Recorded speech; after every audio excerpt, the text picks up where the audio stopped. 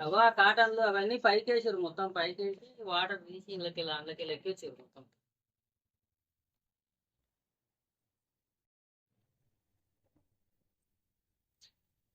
కొడితేనే ఇగో వెనక మొత్తం మళ్ళా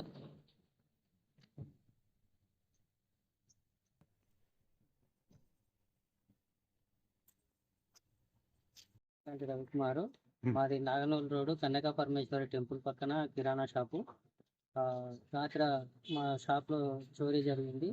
వెనక డోర్ పగలగొట్టి దొంగతనం చేశారు. ఇంతకుముందు గతంలో కూడా ఒకసారి ఆసన కింద ఇట్లానే జరిగింది. అప్పుడు కూడా పోలీసులకు కంప్లైంట్ చేసినాము. కంప్లైంట్ చేసినాము. దీని మీద చర్యలు తీసుకోవాలని మనం చేస్తాం.